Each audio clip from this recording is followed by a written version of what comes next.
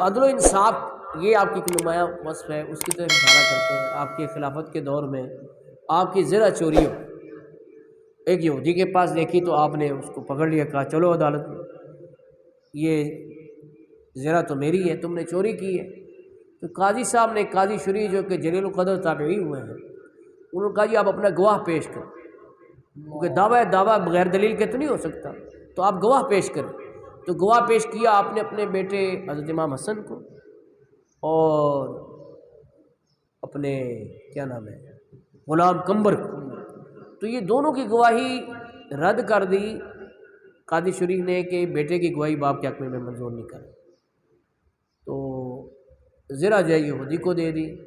زرہ یہودی نے جب لے لی تو اس منظر کو دیکھ کر اس قدر متاثر ہوا کہ اس نے یہ اعتراف کیا کہ زرہ میں نے چوری کی ہے اور یہ حضرت علی کی زرہ ہے، اور میں اس بے مثال عدل و انصاف کو کہ انہوں نے ذرا برابر آپ کے منصب کا لحاظ نہیں کیا کہ آپ امیر المومنین ہیں، بلکہ انہوں نے قانون کی روح سے فیصلہ کیا، تو میں اس دین میں کلمہ پڑھ کے داخل ہو گیا۔ تو وہ یہودی کلمہ پڑھ کے مسلمان ہو گیا۔ تو حضرت علی کا یہ ارشاد ہے کہ یہ تو ممکن ہے کہ کوئی حکومت جو ہے وہ کفر کے ساتھ چل جائے، لیکن یہ ممکن نہیں کہ کوئی حکومت نا انصافی اور زیادتی کے ساتھ چل جائے۔ عدل و انصاف کے ساتھ جو حکومت ہوگی وہ عدل و انصاف کے ساتھ ہی چلے گی۔ آج جو ہمارا ملک ترقی نہیں کر رہا تو اس کی ایک وجہ یہی ہے کہ عدل و انصاف جو ہے وہ نہیں ہو رہا۔ جو طاقتور ہے وہ انصاف خرید لیتا ہے۔ اسی لیے مثل مشہور ہو گئی کہ وکیل کیا کرنا ہے، جاجی کر، تو جاجی کر لیتے ہیں تو اس سے کیا ہوتا ہے، انصاف کو خرید لیتے ہیں۔ ایسا نہیں ہونا چاہیے، اس سے قوم جو ہے وہ ترقی نہیں کرتی۔ حضرت علی کا ایک لقب ہے ابو تراب، یہ کنیت ہے، کنیت ابو تراب نام کی جگہ۔ آپ کی کنیت ابو الحسن بھی ہے، لیکن ابو تراب کنیت پر آپ خوش ہوتے تھے۔ واقعہ اس کا یہ ہے کہ ایک مرتبہ نبی پاک صلی اللہ علیہ وسلم فاطمہ الزہرا کے پاس تشریف لائے تو پوچھا علی کہاں ہے، کیونکہ جی وہ کچھ ناراض ہو گئے، گھر میں ہو جاتا ہے، تو کچھ ناراض ہو کے وہ گھر سے باہر تشریف لے گئے اور مسجد میں کی طرف گئے ہیں۔ تو حضور ان کو تلاش کرتے ہوئے مسجد تشریف لے گئے، دیکھا آپ لیٹے ہوئے، تو مسجد نبوی کا فرش کچا تھا، اب تو ماشاءاللہ عظیم الشان فرش ہے نا، اس میں کچا فرش تھا، تو آپ لیٹے ہوئے تھے، تو حضور نے ان کو اٹھایا اور کپڑوں پہ جو گرد لگی تھی اس کو ایسے جھاڑتے ہوئے فرمایا یا ابا تراب، یا ابا تراب۔ اس کا مطلب ہوگا، لفظی مطلب ہے کہ اے مٹی کے باپ۔ تو اس سے بھی کئی راویوں نے بڑی بڑی عجیب باتیں کی، حالانکہ لفظی مطلب یہاں نہیں چلے گا، مٹی کے باپ نہیں کہا جائے گا، یہاں ہوگا مٹی والے، مٹی والے، یہ ترجمہ ہوگا۔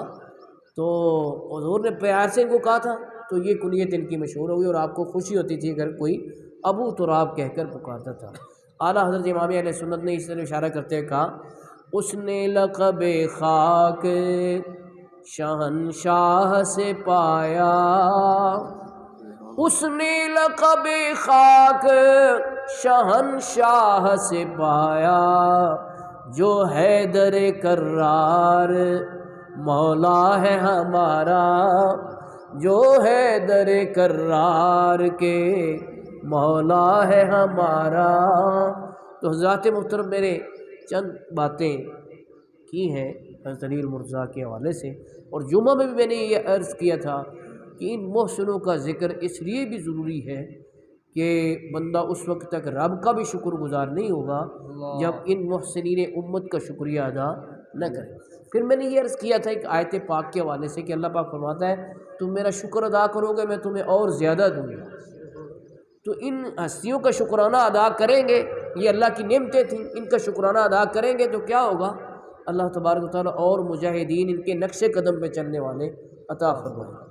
آج جو امت میں ایک بزدلی کی کیفیت ہے، اور کوئی بھی امریکہ کے سامنے بات کرنے کی ہمت نہیں رکھتا، اور اس ظلم کو روکنا تو بہت دور کی بات ہے، کوئی امداد نہیں وہاں پہ پہنچا پا رہا غزہ میں، تو اس کی وجہ کیا ہے؟ تو اس کی بہت سی وجوہات میں سے ایک وجہ میں یہ سمجھتا ہوں کہ یہ ہے کہ ہم نے اپنے ان محسنوں کو فراموش کر دیا۔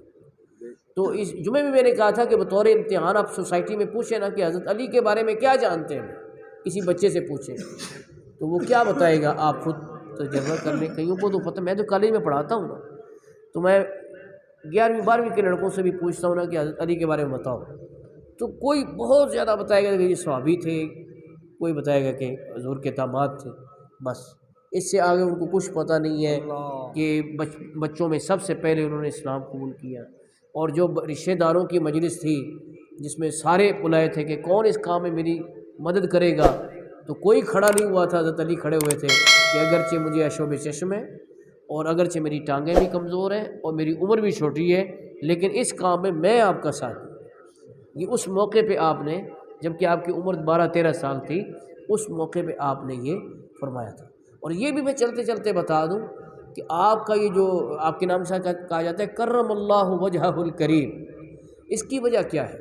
اس کی 2 وجوہات ہیں. نمبر 1 کہ آپ نے کبھی بت پرستی نہیں کی، کبھی بتوں کے سامنے ماتھا نہیں ٹیکا. اور یہ بھی اعلیٰ حضرت نے فتاوی رضویہ میں لکھا ہے کہ اس معاملے میں دونوں کو یہ شرف حاصل ہے، ابوبکر صدیق کو بھی کہ انہوں نے بھی کبھی بتوں کے سامنے ماتھا نہیں ٹیکا زمانے جاہلیت میں بھی، اور حضرت علی بھی بت پرستی سے محفوظ رہے. اس لیے کہا جاتا ہے کرم اللہ تعالی وجہ الکریم، جن کے چہرے کو اللہ نے عزت عطا فرمائی. اور یہ خارجی جو تھے نا، خارجی، یہ انہوں نے ایک لفظ بولنا شروع کر دیا تھا سود اللہ وجہ، کہ اللہ تعالیٰ اس کے چہرے کو سیاہ کرے. حضرت علی کے بارے میں بولتے تھے. تو اس کے لیے پھر امت میں یہ آپ کے لیے خاص طور پہ یہ ہو گیا کہ جب بھی آپ کا نام لیا جاتا ہے تو کہا جاتا ہے کرم اللہ تعالی وجہ الکریم، کہ اللہ تعالیٰ آپ کے چہرے کی عزت میں اور اضافہ فرمائے. تو یہ اس وجہ سے کہا جاتا ہے. خارجی بھی دیکھو کیسے عجیب لوگ تھے کہ جب حضرت امیر معاویہ رضی اللہ تعالیٰ اور حضرت علی میں صفین کی جنگ ہوئی، اور وہ باہم کس پہ منتج ہوئی کہ جی حکم مقرر کیے جائیں، حکم کہتے ہیں ثالث کو، اور وہ دونوں جو ہے امت میں اس جھگڑے کو ختم کرائیں اور متفق ہو جائیں. اس بات پر یہ جنگ ختم ہو گئی. اب خارجی حضرت علی کے لشکر سے نکلے اور 20,000 کی تعداد میں سے تھے، اس بات پر کہ جی ثالث کیوں مقرر ہوئے. ثالث کا مقرر کرنا شرک ہے، کیونکہ قرآن کریم میں ان الحکم الا للہ، حکم صرف اللہ کا ہی ہوگا. تو حضرت علی نے اپنے چچا زاد بھائی حضرت عبداللہ بن عباس، جو کہ حبر الامہ اور سید المفسرین، ان کو بھیجا کہ ان کو سمجھاؤ کہ ان کو قرآن پاک کا زیادہ پتہ ہے یا ہمیں زیادہ پتہ ہے. یہ مثال ہے آج کل سوشل میڈیا کے ان لوگوں کی کہ ایک آدمی بات پکڑی تو لے بھاگے اور تنقید شروع کر دی محدثین پر، مفسرین پر، اکابرین پر اور اولیاء کرام پر. یہ خارجی بھی اسی کی مثال ہے کہ ایک آیت قرآن ہے، تو قرآنی آیت ہے، اس کو لے کر تنقید کر رہے ہیں کس پہ؟ حضرت علی پہ، جن کے سامنے قرآن اترا. ان کو زیادہ پتہ ہے یا اس کو زیادہ پتہ ہے؟ کیا سمجھے؟ ہاں جی. تو آپ نے ان کو سمجھانے کے لیے بھیجا. تو حضرت عبداللہ ابن عباس تو وہ ہیں جن کو رسول پاک صلی اللہ علیہ وسلم نے دعا دی تھی کہ اللہم علمہ التأویل، کہ اس کو تفسیر کا علم سکھا دے. تو وہ تو دعائے مصطفیٰ ان کو حاصل تھی. کس کے بیٹے ہیں؟ حضور کے چچا کے بیٹے حضرت عباس کے، جن کے بارے میں حضور نے فرمایا تھا عباس منی وانا منہ، عباس مجھ سے، میں عباس سے ہوں. تو وہ شخصیت جب تشریف لے گئی تو وہ تو پورے قرآن کے عالم تھے. ان کا بھی کیسے آپ حضرت علی کو مشرک کہتے ہو؟ تو انہوں نے کہا دیکھو ان الحکم الا للہ، حکم تو اللہ کا، انہوں نے ثالثوں کا حکم مان لیا ہے لہذا یہ مشرک ہو گئے ہیں. حضرت علی کو مشرک کہہ رہے ہیں. استغفر اللہ، توبہ، کہو توبہ معاذ اللہ. اچھا، انہوں نے آگے سے ایک قرآن پاک کی آیت پڑھی سورۃ النساء کی حضرت عبداللہ ابن عباس نے کہ میاں بیوی میں جھگڑا ہو جائے فبعثوا حکما من اہلہ وحکما من اہلہا، کہ ایک ثالث بھیجو میاں کے رشتہ داروں میں سے، ایک بھیجو بیوی کے رشتہ داروں میں. ان یرید اصلاحا یوفق اللہ بینہما، اگر ان دونوں کے درمیان صلح کرانا چاہتے ہیں. کبھی یہ ثالث مقرر کرنے کا حکم تو اللہ نے قرآن پاک میں دیا ہے. اب وہ لاجواب، ان کے پاس کوئی جواب نہیں، ان کو جتنا کو پڑھایا گیا تھا اتنا ہی ان کو پتہ تھا، اس سے آگے کی بات وہ جانتے نہیں تھے. لیکن چونکہ گروپ بنا چکے تھے، صرف اب اپنے گروپ کی وہ انانیت میں اور تعصب میں حضرت علی کے خلاف کھڑے رہے، یہاں تک کہ جنگ نہروان ہوئی. اور ان میں ان کا جو بڑا تھا بشر بن معرور، وہ ٹنڈا تھا. امیر المجاہدین علامہ حافظ خادم حسین رضوی رحمۃ اللہ تعالیٰ نے آپ فرماتے تھے کہ پہلے نا مجھے کوئی بندہ چھوڑ کے جاتا تھا تو مجھے اس پہ صدمہ ہوتا تھا، لیکن جب میں نے یہ پڑھا کہ حضرت علی کے جو مقابلے میں لشکر کا جو سربراہ تھا وہ ٹنڈا تھا، تو پھر میرے دل سے وہ صدمہ جاتا رہا کہ حضرت علی جیسی جلیل الشان شخصیت کو چھوڑ کر اگر دنیا ایک ٹنڈے کے پیچھے لگ سکتی ہے تو وہ پھر کسی کے پیچھے بھی لگ سکتی ہے۔ تو اس لیے اگر لوگوں کی اکثریت پہ نہیں گھبرانا چاہیے کہ جو اس کے فلاں کے فالوورز اتنے ہو گئے ہیں، فلاں کی ویڈیو اتنی جو ہے وہ لوگ سن رہے ہیں، یہ دیکھنا چاہیے کہ حق کس کے پاس ہے، دلیل کی طاقت کس کے پاس ہے۔ تو حضرت علی کے مقابلے میں 20,000 لوگ نکلے اور ان سے پھر آپ کی جنگیں ہوئیں، یہاں تک کہ آپ کو شہید بھی انہی لوگوں نے کیا۔ جو ابن ملجم تھا وہ خارجی تھا،